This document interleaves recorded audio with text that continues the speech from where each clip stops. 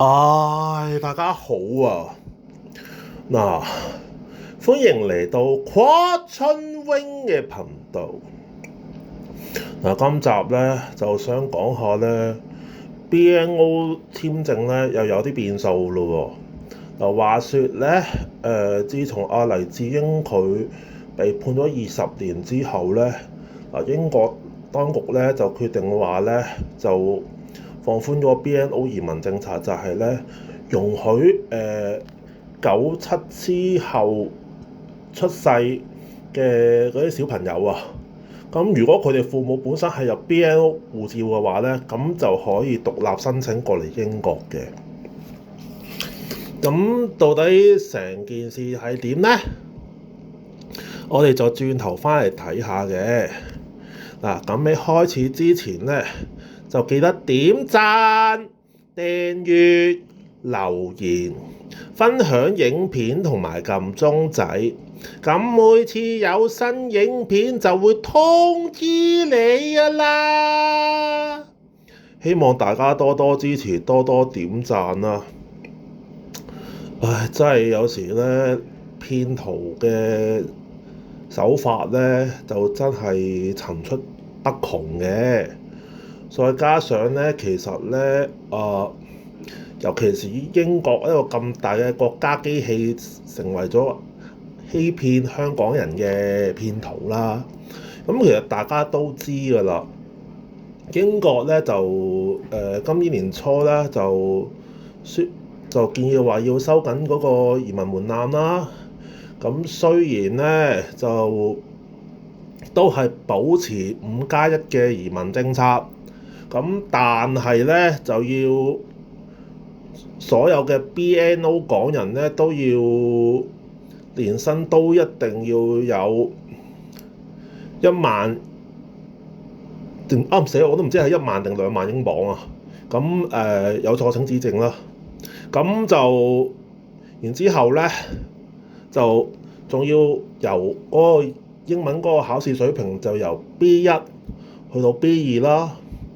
咁 B1 咧真係純粹就係溝通到就得㗎啦。而且但係如果去到 B2 嘅話咧，就唔單止溝通到啦，你仲要讀寫聽，仲要識得去聽完之後，仲要分析得到嗰個論點出嚟。咁先至叫做合格嘅。咁樣咧，咁當然啦，咁嗰班嘅移英嘅 BNO 聽到咁，梗係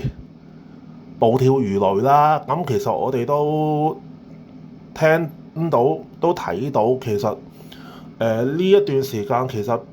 嗰班 BNO 咧都係四周圍去揾議員去聯署，又揾阿彭定康幫佢哋發聲，即係話阿末代港督彭定康去幫佢哋發聲嘅。咁其實如果去到呢個地步嘅話，咁其實咧真係無可否認，其實英國政府根本其實就係玩緊呢班嘅 BNO 即係想吸走晒佢哋嗰啲嘅資金，然之後咧就慢慢咁提升佢哋嗰個移民門檻。當到你頂唔順去到一個地步嗰陣時，即係支持唔住就一嘢伸你哋走，或者自己回流翻香港，又或者去其他國家都好啦。咁 anyway 其實而成個英國嘅氣氛本身都唔係歡迎一班嘅 BNO 港人㗎啦，坦白講嗰句。咁話雖如此啦，咁但係就話說黎智英被判監20年之後咧，咁英國咧就宣布咗話要開放嗰個，即係放寬嗰個 BNO 嗰個移民政策，就係即係97之後出世嗰啲小朋友，如果佢哋父母係 BNO 嚟嘅話，咁都可以獨立申請呢個 BNO 簽證過去英國生活嘅。咁我都可以睇到一樣嘢啦，就係其實英國真係好缺錢啦。咁就連嗰班嘅97之後出世嗰班小朋友，當然而家唔係小朋友啦，因為97之後出世啦嘛，都約莫大約20到30歲左右到啦，係啦。咁但係一樣嘢就係、目的就係佢哋咁就係想吸埋呢班人嘅資金，同埋吸埋佢哋嗰個嘅勞力去，即係去貢獻呢個大英帝國。但係喺平行時空方面，佢哋又即係原本就嚟入籍嗰班嘅 BNO 咧，又有慢慢咁樣提升翻佢哋嗰個，即係提高咗佢哋嗰個移民門檻。咁其實可以睇到，其實完全英國嘅政府係真係可以話係趙元鬆，完全係可以當呢班嘅 BNO 港人係水魚，係即係等佢哋過去英國去貢獻佢哋當地嘅經濟，去做一啲啲英國人本身都唔願意做嘅工作，例如咩洗廁所啊、通渠啊、捉老鼠啊、做倉啊呢啲嘅基層工啦。好啦，咁但係咧，當到去呢班人去到第6年入籍嘅情況底下咧，又會慢慢去提高翻佢哋嗰個移民門檻嘅。咁其實可以睇到，其實英國政府其實係真係一個言而無信嘅政府嚟嘅。其實睇翻歷史啊，其實英國政府佢哋由喺香港嗰個戶籍由英國嘅臣民啦，去到英國屬土公民啦，然之後又去到有 BNO 英國國民海外啦，即係目的就係集住呢一班，即係我哋呢班香港人去英國生活，去搶佢哋嘅福利啊！咁其實喺個咁反口覆舌嘅政府，而家要話要吸你哋，即係吸呢班嘅年輕嘅香港人過去，咁係咩玩法咧？咁其實目的係就係貪香港人嗰啲錢同埋努力咯。不過當然佢站喺英國政府嘅立場嚟講咧，咁佢固然有權咁做啦。但係其實我相信咧，大部分香港人都已經睇穿咗，其實英國政府根本就唔想俾護照，即係俾 BC 護照呢班嘅香港人咯。但係又想吸香港人嘅勞力同埋資金，咁所以又放寬佢哋嗰個申請嗰個移民門檻。咁我就可以睇到，其實香港人大部分都已經睇穿咗英國政府佢哋嘅把戲㗎啦。好坦白講嗰句，因為我哋睇翻數據，其實 BNO 簽證申請咧，咁其實都已經係大跌咗超過80%㗎啦。因為講真嗰句，你英國嘅經濟又唔係好，而且治安又差，就分分鐘俾人偷車，都可以話係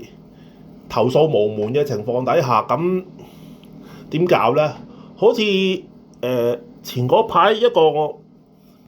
已經嘅 KOL 阿 Moon 媽咧，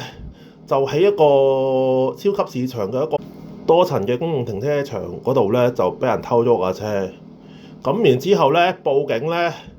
警察竟然唔係俾個刑事編號 number，而係俾嗰個意外 number 俾阿 Moon 媽。咁然之後咧，因為嗰個唔係刑事 number，係意外 number 咧。然之後保險申請保險 claim 咧，保險又唔賠。咁其實根本所有嘢都係好話唔好聽，香港人硬食嘅。咁其實我真係好想知道，其實你去呢段時間去英國，其實係有乜嘢意義咧？我聽見其實我都拗晒頭啊。不過咁呢個世界咧，政治上腦嘅人都總係有嘅。咁到底會唔會有啲傻豬豬就因為英國嘅皇恩浩蕩俾人昆咗過去做二等公民，去貢獻勞力同埋金錢呢？咁我相信有嘅，但按比例就一定會少過啱啱推出5+1嗰陣時㗎啦。因為其實當初推出5+1嗰陣時咧，其實都係考慮香港人都係考慮政治原因先過去嘅啫。但係其實而家都即係講真嗰句，過得去嘅都已經過咗去啦，有啲都已經頂唔順翻咗嚟啦。咁到底呢次英國政府話進一步放寬即係 BNO 嘅，即係香港人申請 BNO 簽證過去英國生活，到底又會昆到幾多人過去呢？我相信仍然都會昆到過去嘅，但係都會有啲人傻豬豬會過去嘅。但係問題係有幾多呢？會唔會好似2021